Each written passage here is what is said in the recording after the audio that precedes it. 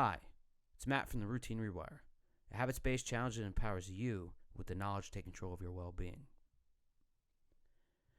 All of us want to feel as good as we can to do the things that we like the best with those we love the most, right? But with all the health and wellness advice coming at us from magazines and newspapers, commercials and ads, or any social media platform, it can be confusing to know exactly how to get to the place where we're firing on all cylinders.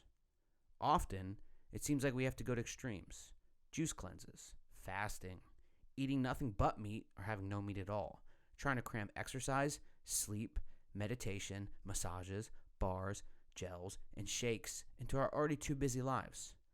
It's too much. But what if I told you that real change is as simple as creating better habits?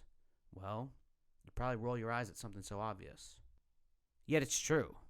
Think about the things that you do right now that might not be the most helpful. While snacking mindlessly as you binge watch Netflix into the wee hours of the morning might help with stress once in a while, it becomes a problem when you can't stop this unhelpful habit, even if you want to. How did you get there in the first place? Psychology has an answer. In 1909, Russian scientist Ivan Pavlov accidentally discovered a concept called classical conditioning while conducting an experiment on dogs. Pavlov began his experiment by ringing a bell and then bringing food to the dogs, noticing that this triggered salivation in the animals. Eventually, he continued ringing the bell without any subsequent food. The dogs continued to salivate regardless. They had been conditioned to respond to the bell rather than the food, creating the same physiological response from a psychological context cue. It's the same with you and the couch and the chips and the streaming. After a long day at work, school, with your kids, or maybe all three, those cushions actually do call your name, just like Pavlov's bell did to his dogs. Just the sight of those comfortable islands of placid bliss is enough to drive you to the reward of snacks and TV. You're living the powerful equation of context cue plus response equals reward. Except now, this unhelpful habit is negatively impacting your life. The good news is that we can use the same process of classical conditioning to create helpful habits. We do it by working backwards through the equation of context cue plus response equals reward. Imagine yourself just after a night of deep sleep. How does your mind feel? How about your joints and muscles?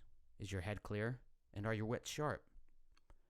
Anyone who's had the perfect night of sleep knows that nothing, not even caramel popcorn and 5 episodes of the Great British Baking Show, can compare to how relaxed yet on point you feel.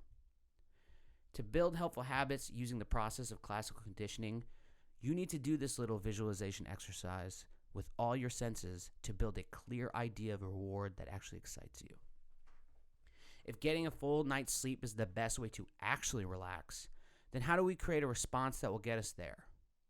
This might be the simplest part of the equation so far. Figure out how much sleep you need. It's probably also the toughest part too.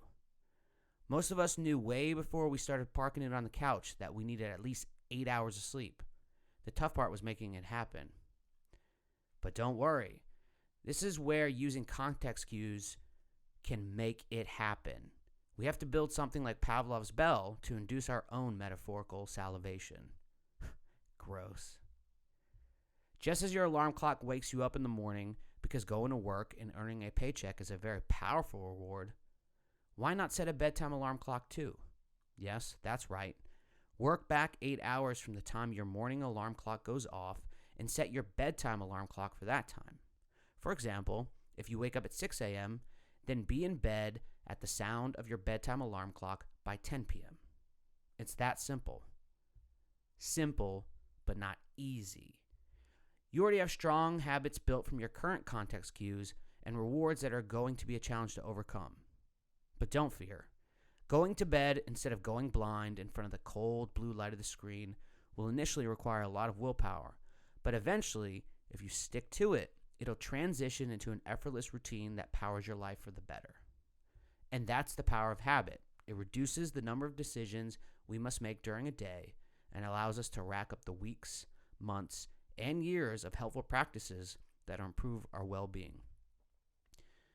How we spend our days is how we spend our lives. Don't let those days go without carefully considering exactly what you're doing and then building the habits to make them better. I'm Matt from the Routine Rewire, and I will see you again. Till then, happy rewiring.